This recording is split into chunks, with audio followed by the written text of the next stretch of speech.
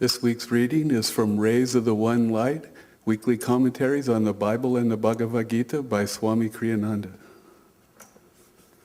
This week's reading, The Importance of Soul-Receptivity. Truth is one and eternal. Realize oneness with it in your deathless self within. The following commentary is based on the teachings of Paramahansa Yogananda. Chapter 1 of the Gospel of St. John states, "But as many as received him, to them gave he power to become sons of God, even to them that believe on his name." This was a passage Paramahansa Yogananda often quoted to his disciples. Be in tune, he would tell them. Delusion can't touch you if you will keep in tune. A few of you will fall, he once said, but it needn't be if you would stay in tune. Of a disciple who became highly advanced even though she didn't meditate much, he said, she got there by attunement. To one who found meditation difficult, he said, I will meditate for you as long as you stay in tune.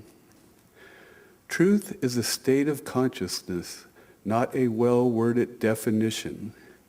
It is in that consciousness above all that our lives are transformed.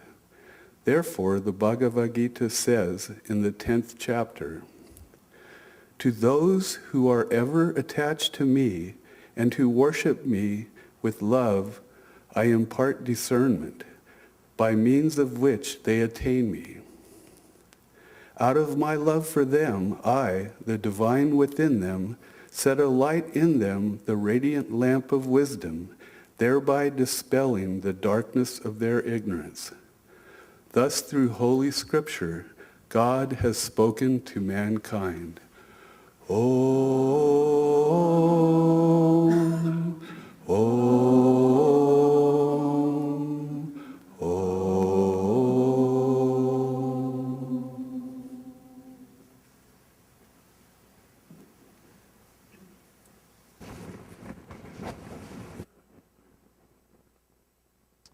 Good morning, great souls. A couple days ago, I was talking to Sue, and she said, what's the topic for Sunday service? And I said, the importance of soul receptivity. And she said, oh, remember that movie with Steve Martin? And I didn't, so I went online and looked at it, and it's you can literally find it under the sign. And he's standing in front of this picture, a man with two brains or something like that. And he's standing in front of this picture, and he's asking this picture, he says, give me a sign. Let me know if this person is the right person I'm supposed to be with. Just give me a sign. And the picture starts to shake, you know, and then it starts spinning in a circle, and he's standing there, give me a sign. And the lights start blinking on and off, and the wind comes wailing through, and he's still standing there, and it finally ends, and he goes, any sign at all. But it kind of reminded me that if we're not open to it, it doesn't matter what God can do. There's the other story about the guy sitting in the road who decides he's not going to move until God gives him a sign. So a runaway elephant's coming down the road, and the guy driving the elephant's going, get out of the way, get out of the way. And of course the guy's sitting there, God, give me a sign, give me a sign. Runs right over the top of him, so he goes to heaven. And he says, God, I thought you were going to give me a sign. And he says, I did give you a sign. I was the guy riding the elephant telling you to get out of the way. But it seems like we always look for that something else, that we've got our desires and we've got our way that we want to do it. And God's way might be a little bit different. And it's hard to tune in and find that way. I've told this story before. It's a dream that I had years ago, but for me, it kind of coalesced what was going on. I'd been on this path for a long time, meditating every day, twice a day, doing it the way I was supposed to do it. I was having a long meditation on Friday nights, and doing everything right. And this had gone on for about a year, but I didn't feel like I was making any progress. There was just there's a little bit of joy in it, but it was just like, it was routine, it was rote, it just wasn't good. And I kept thinking to myself, what can I do? And I remember Kriyananda saying, you need to look at your spiritual life. You need to see. If you're not making progress, you need to examine yourself, see what's going on, and see what you need to do in your life to make it work for you. And so I just couldn't come up with anything. So one night, I had this dream. And in this dream, I'm standing in the temple. And in walks Swami Kriyananda. Well, it's funny, though, because first, every dream I've ever had about Swami Kriyananda, there's always somebody else from Ananda that walks in the door first, and then Kriyananda comes in behind him. I don't know why that is, but every single dream I've had about him, that's the way he enters my dream. But anyway, I'm standing there, and he walks in the door, and I go, oh, there's Kriyananda. I can talk to him about what's going on. And to my surprise, he walks right over, sits down right in front of me. And when I say right in front of me, I mean this far away. And so I said, oh, this is so cool. So I try to look at him and find his face. I'm looking all over the place. I can't find his face. It's nowhere to be found. And so suddenly, intuition. Tune in, meditate. Oh, yeah. So I sit down in front of him and start to meditate and start to feel this incredible joy, just this joy that I haven't felt in so long. And it was a real eye-opener to me that it isn't just about tuning in and finding God. It's also attunement. It's attunement to the work. It's attunement to our masters, because their vibration is real. I used to call them the boys on the bench, because at the seclusion retreat, when I first moved up there, I moved into this house. A person had been living there who wasn't really on the path. And he had a bench there with all the pictures of the masters on it, and he had a note written on it. He goes, who are these guys on this bench? So from then on, the masters became the boys on the bench for me. But part of it is we can go deep and we can find God, but these saints, their vibration is real. And we need to tune into that. We need to tune into the work that the masters have put out into this world, because that too is where we get our joy. There was a great story about one of Master's Yogananda's devotees, a great soul back east. And Kriyananda or somebody mentioned that he was really having a hard time. And Yogananda said, yes, I realize that. He thinks he can get there on his own. But he needs to realize that attunement with the Guru is on all levels. So it just isn't inside where we can go deep and find God inside. It's also outside through the work that we do. We need, whether it's Ananda or whatever way you decide to serve the Guru, that attunement is really, really important to you. It's made a huge difference in my life. Part of it too is we need to follow our bliss. We need to do the things that we know there's part of us that says, this is who we are, this is what we need to do. And you need to tune into that and follow it in your soul. Because once you do that, that's where the doors open. That's where you get the guidance. That's where you get the grace. You've got to really follow that inner urging. But again, there's two ways. There's the inner way where we go deep inside. Then you got to make it practical. You got to go out and serve the work. And that's where the Guru's grace comes through time and time again. Yogananda said part of the problem with people is you need to decide between the necessary necessities and the unnecessary necessities. We have all these desires that we have, and you got to figure out which ones are right and which ones aren't.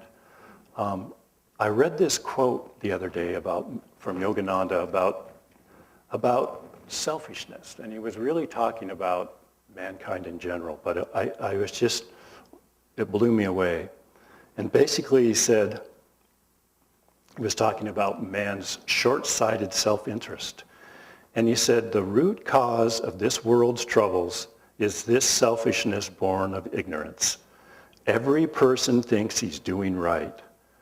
But when he seeks to satisfy only his own interest, he is setting in motion a karmic law of cause and effect that will inevitably destroy his own and others' happiness. And I thought about that for a minute, and I thought, it's so simple, you know? It's so simple to include the joy of others in your own joy. But yet, if you look at this world, even the political system of this world, we had the Republican debates last night. Trust me, they're not talking about, you know, putting the joy of others in your consciousness, you know. There's whole political systems about how to make it work, you know. But when you hear a master say, it comes down to us. It comes down to us putting others first in our lives. And from that little attunement, if everybody did it, this whole world would change, you know. So that's kind of that's our mission, you know. It's as simple as that. He said, if you were to put other people's interests ahead of yourself, you would live a life of joy. You know, it's that simple. You know, so we've got to make that distinction between our own self-interests, which we have to do. You have to go out and do whatever you need to do. But include other people in that joy, and your entire life will change. I remember when I first came onto the path, there was I got into Edgar Cayce for a little bit, and there was a quote in one of his books that said, you make your way to heaven leaning on the arm of the brother that you have helped. And I've always loved that quote because it's just so sweet. And it's true, you know. We put others people's first, and suddenly you got a life, you know. You got a mission. You got a world. Because like I said last time I gave service, Yogananda said this place is just nothing but a big mental hospital.